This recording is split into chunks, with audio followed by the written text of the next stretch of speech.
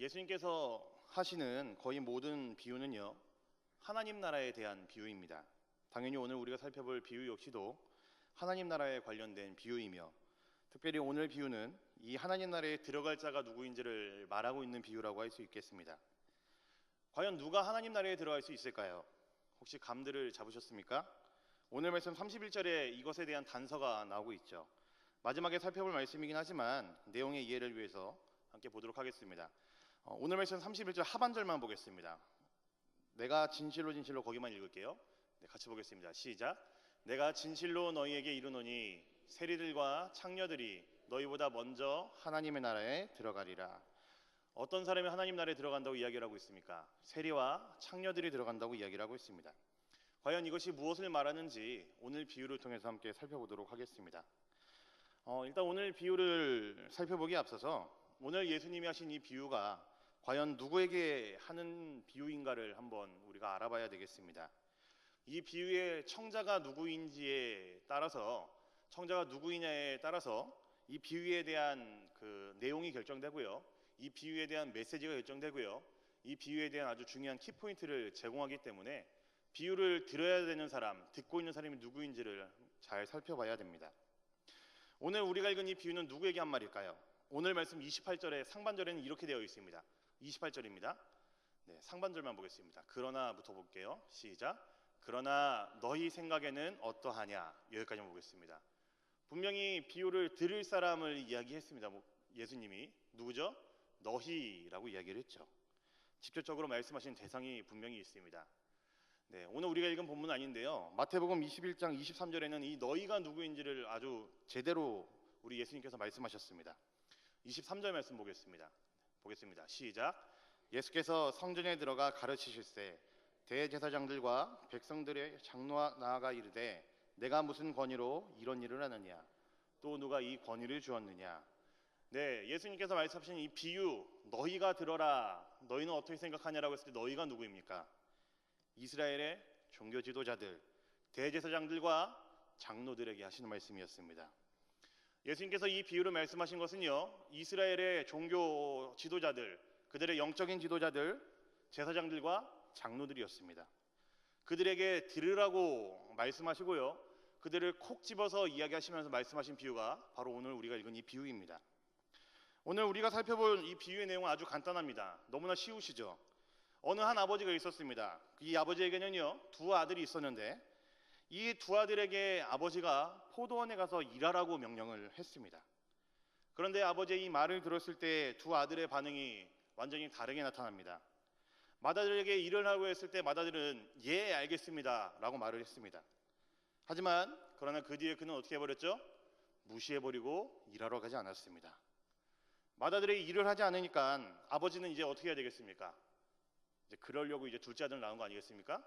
둘째 아들에게 갖고 예, 너도 가서 일 좀 할래? 그랬는데 이 둘째 아들은 나쁜 놈입니다. 뭐라고 얘기하죠? 단호하게 싫어요 하고 말을 해버립니다. 아주 단호하게 얘기합니다. 요즘 애들은 이거를 단호박이라고 얘기를 하거든요. 단호하게 한다 그래서. 네, 좀 제가 알아들으시라고 네, 단호박으로 얘기를 합니다. 아주 단호하게 싫어요라고 얘기를 합니다. 그런데 이 둘째 아들은 싫다고 한 다음에 조금 시간이 지나서 어떻게 하죠? 자기의 말한 거를 돌이키고 아버지의 명령대로, 아버지의 말씀대로 포도원에 일을 하러 갑니다. 이것이 이 비유의 내용의 다입니다. 굉장히 간단합니다. 내용 이해는 굉장히 쉬울 것이라고 생각이 됩니다. 자, 그렇다면 한 가지 여쭤보겠습니다. 이 두 아들 중에서 누가 잘한 아들이 있겠습니까? 첫째 아들이 잘했습니까? 둘째 아들이 잘했습니까? 둘째 아들이 잘했죠.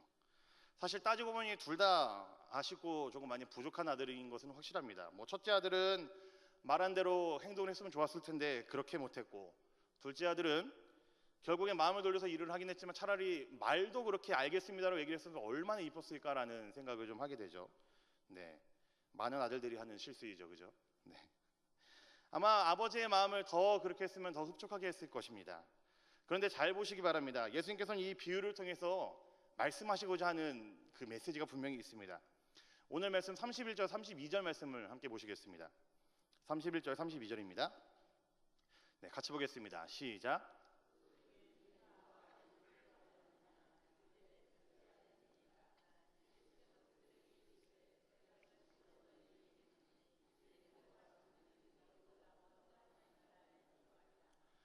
요한이 의의 도로 너희에게 왔거늘 너희는 그를 믿지 아니하였으되 세리와 창녀는 믿었으며 너희는 이것을 보고도 끝내 뉘우쳐 믿지 아니하였도다. 자, 예수님께서 왜 이 비유를 통해서 얘기를 하고자 하시는 것일까요? 우리가 이 비유를 통해서 예수님께서 하시고자 하는 그 말씀이 무엇인지를 한번 좀 잘 살펴봐야 되겠습니다. 그래서 오늘 비유를 살펴보기 전에, 이해하기 전에 이 비유가 누구에게 하는 비유인지를 우리가 기억하자고 말씀을 드렸죠. 누구에게 하는 비유라고 말씀드렸습니까? 이스라엘의 종교 지도자들입니다. 바리새인들, 성전에서 일하는 제사장들, 그리고 이스라엘의 우두머리라고 할 수 있는 여러 장로들에게 하는 이야기입니다. 자, 그렇다면 또 한 가지 여쭤보겠습니다. 예수님의 이 비유에서 마다들은 그럼 누구를 상징하는 걸까요? 이스라엘의 종교 지도자를 상징하는 것입니다. 바리새인들, 제사장들, 그리고 여러 장로들을 이야기합니다. 이 이스라엘의 종교 지도자들이 마치 이 비유에서 말하는 마다들이라고 예수님께서는 이야기를 하시는 것입니다. 마다들과 비교되는 또 한 명의 아들이 있죠. 둘째 아들입니다.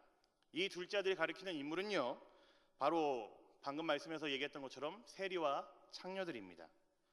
오늘 말씀에서는 이것을 이야기하고 있습니다. 근데요, 그냥 그런 정도에서 끝나는 것이 아니고요, 예수님의 이 비유에 대한 설명은요, 바로 하나님 나라에 들어가느냐 안 들어가느냐에 대한 것으로 마무리가 짓고 있다는 것입니다.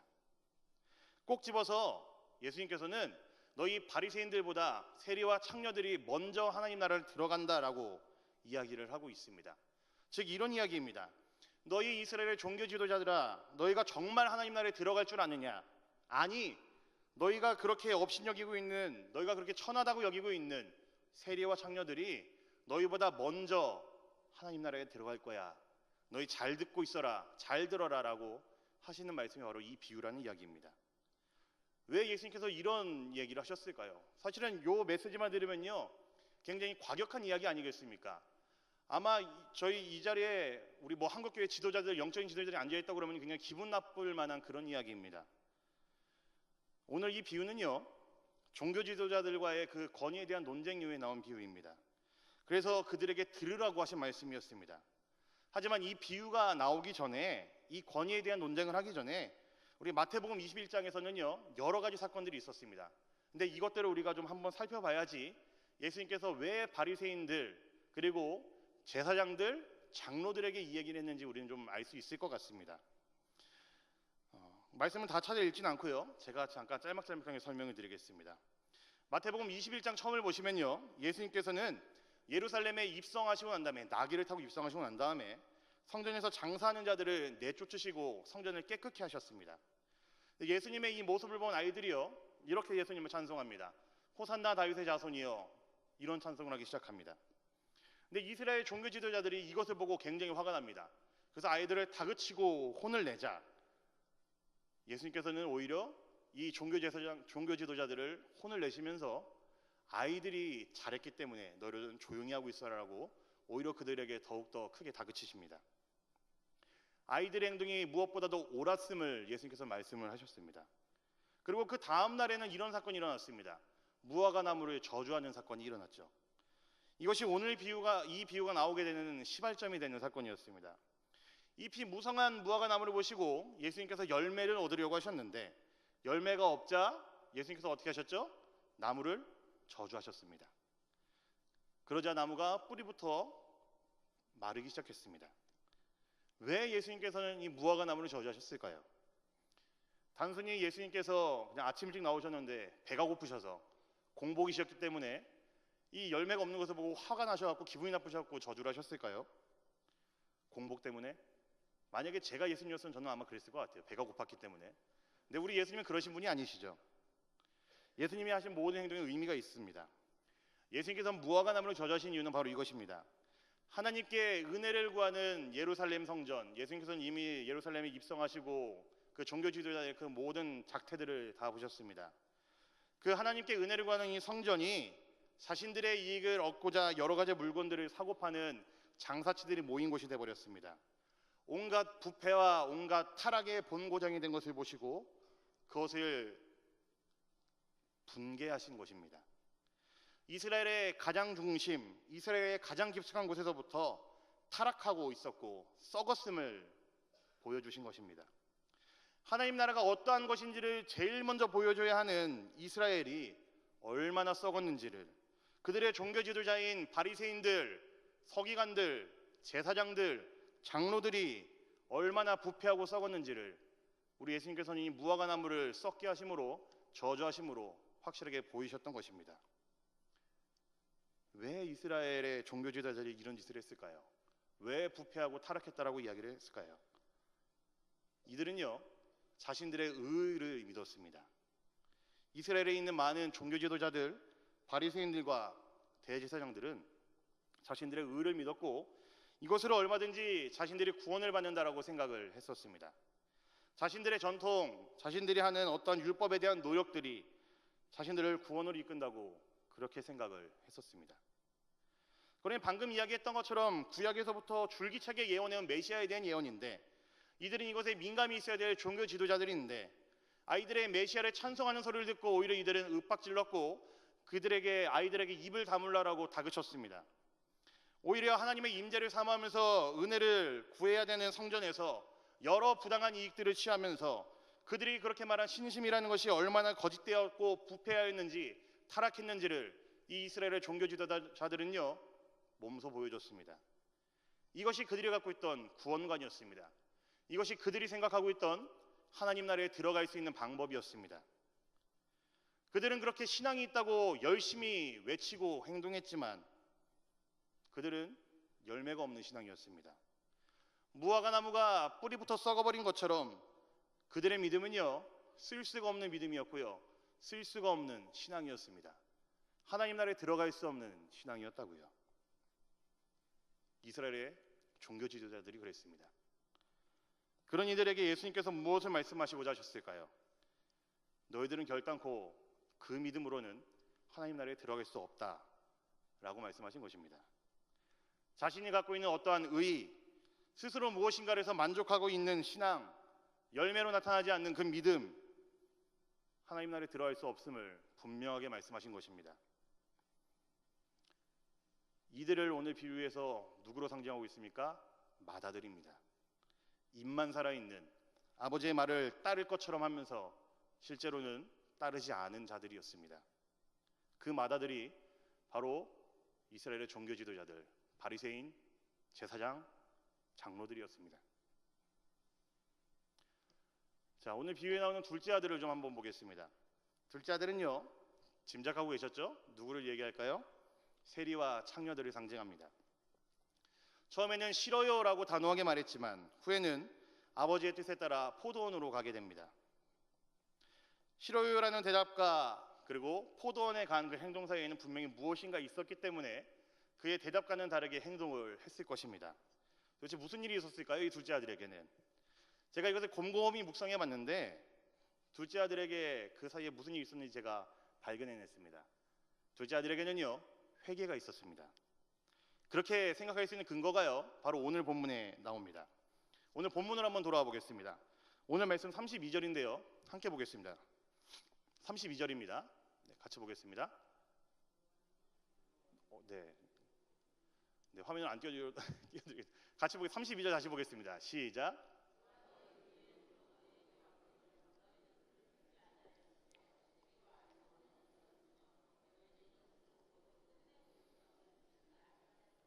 자, 오늘 비유를 마무리하시면서 예수님이 하신 말씀이 바로 이 32절입니다.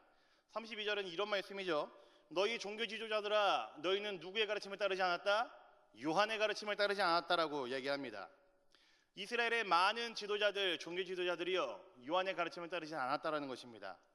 요한의 가르침이 무엇인지 혹시 아십니까? 복음이 그들에게 있을 것이라는 가르침이었습니다. 메시아인 예수 그리스도가 곧 오니까 그 예수 그리스도를 믿어라라는 가르침이었습니다. 하나님 나라가 시작되니까 지체하지 말고 회개하라라는 것이 바로 사도 요한의, 세례 요한의 가르침이었습니다. 마태복음 3장 1절 2절에서는요 이 세례 요한의 가르침을 이렇게 이야기하고 있습니다. 마태복음 3장 1절 2절입니다. 네, 같이 보겠습니다. 시작. 그때 세례 요한이 이르러 유대 광야에서 전파하여 말하되 회개하라, 천국이 가까이 왔느니라 하였으니. 이 세례 요한의 명령이 뭐였습니까? 가르침이 뭐였죠? 회개하라라는 명령이었습니다. 자, 그리고 이 땅에 처음으로 오시자마자 예수님께서 공생애를 시작하셨을 때 예수님께서 하셨던 선포가 또 하나 있습니다. 혹시 알고 계십니까? 마가복음 1장 15절에 보면요, 예수님께서 바로 이 요한의 가르침대로 오셨고 요한의 가르침대로 백성들에게 선포하셨음을 알 수 있습니다. 마가복음 1장 15절 말씀도 함께 보시겠습니다. 같이 보겠습니다. 시작. 이르시되 때가 찼고 하나님의 나라가 가까이 왔으니 회개하고 복음을 믿으라 하시더라. 예수님의 첫 번째 선포도 무엇이죠? 회개하라입니다. 이 땅에 처음 오시자마자 예수님이 하셨던 선포, 회개하라입니다.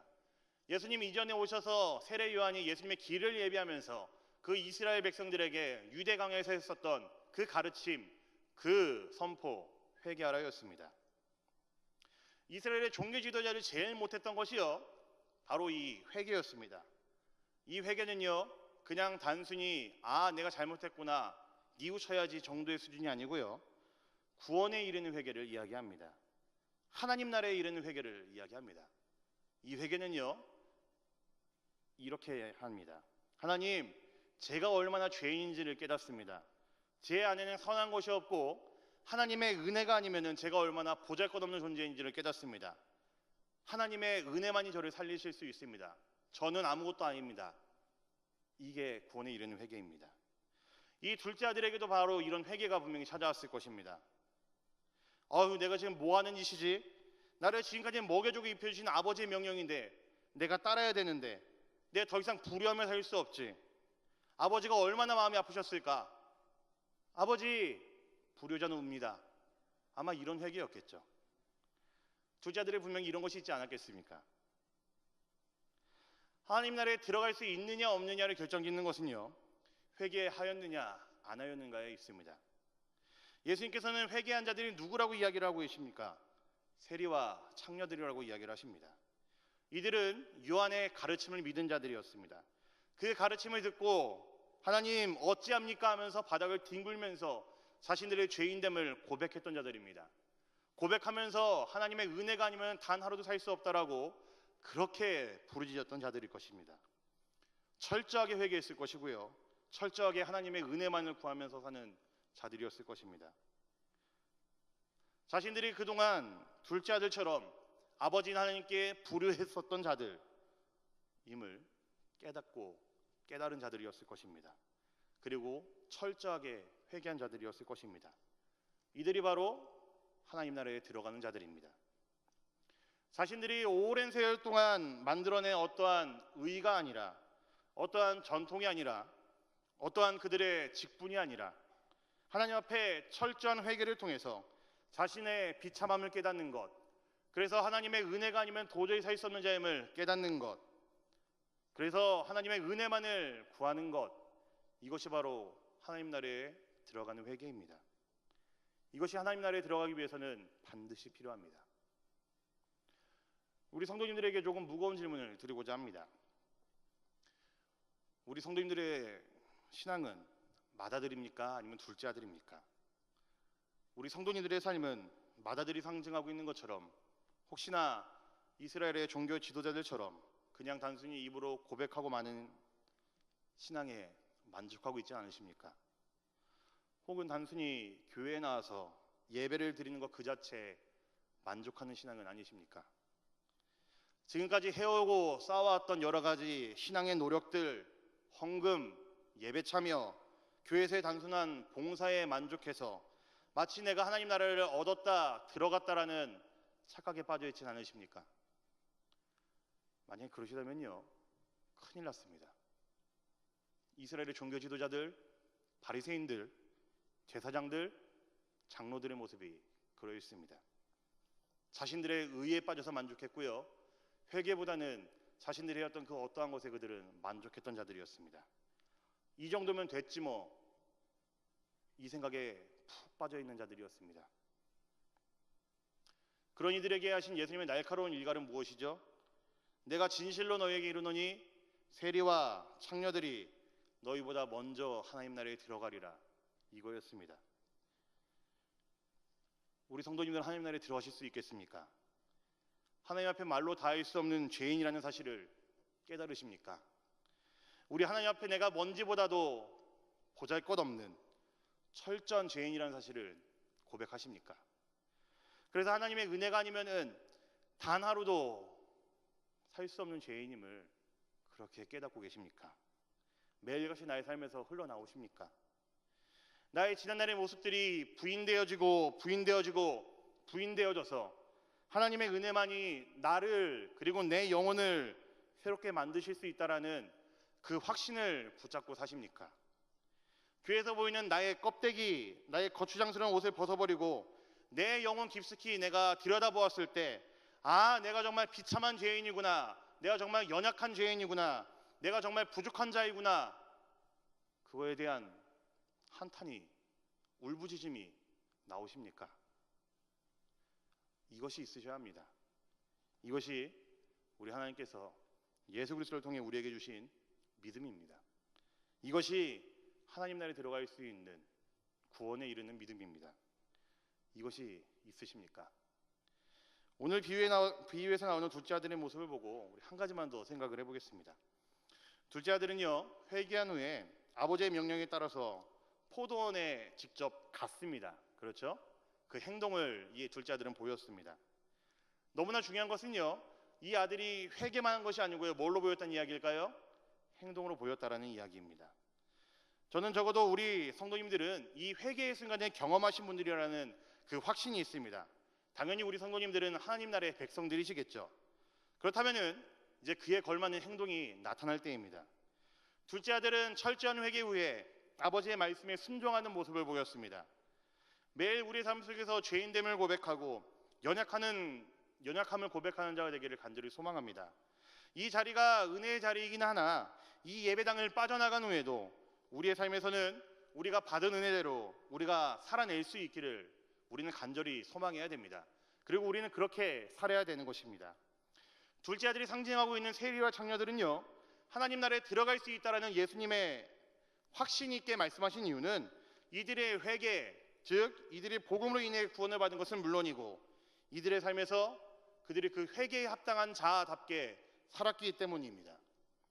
세리와 창녀들의 삶은요, 구원받은 자의 삶 그 자체였습니다. 물론 성경에서 자세하게 이야기하고 있지는 않지만 우리가 예수님의 그 확신을, 선언을 토대로 우리가 조금만 생각해 보면은 충분히 짐작이 가능합니다. 이들의 삶은요, 말씀에 즉시 순종하는 삶이었을 것입니다. 그들과 비슷한 처지에 있는 그들의 이웃을 그들은 진정으로 사랑하며 섬기는 자들이었을 것입니다. 이것이 행동입니다. 이것이 둘째 아들의 모습입니다. 사랑하는 우리 성도님들, 이스라엘의 종교 지도자들처럼 혹시 나의 의, 나의 전통, 나의 노력, 나의 습관이 된 신앙으로 굳어진 자가 아니기를 간절히 소망합니다. 말만 하고 회개가 없었고 행동으로 옮기지 않았던 그런 마다들이 아니라 둘째 아들이 되시기를 간절히 소망합니다. 진짜 하나님 나라의 백성은요, 울 줄 압니다. 자신이 얼마나 비참한 죄인이었는지 자신의 죄인됨을 매일매일 깨닫고 고백할 수 있는 자들입니다. 그리고 그렇기에 이 죄인된 삶은 주님의 은혜가 아니면 도저히 살 수 없는 그런 자임을 깨닫는 삶입니다. 진실된 회개가 있다라는 것입니다. 그리고 그의 삶에서는 이 회개의 열매가 분명히 나타납니다. 신앙에서 그 삶은 분명히 맺어집니다. 사랑하는 우리 영동중앙교회 성도님들, 우리 영동중앙교회 성도님들의 삶이 이런 삶이 되기를 간절히 소망합니다. 매일매일 우리들의 연약함, 죄인됨을 고백하십시오.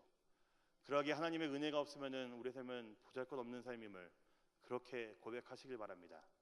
그리고 그런 은혜가 있으시다면 이 예배당을 벗어나신 후에 그 은혜에 합당한 자의 삶을 살아내시길 바랍니다. 이웃을 사랑하시고 예배를 사랑하시고 말씀을 사랑하신 자의 삶을 사시길 바랍니다. 우리 영동중학교 성도님의 삶이 그런 삶이 되기를 우리 주님의 이름으로 간절히 부탁드리겠습니다.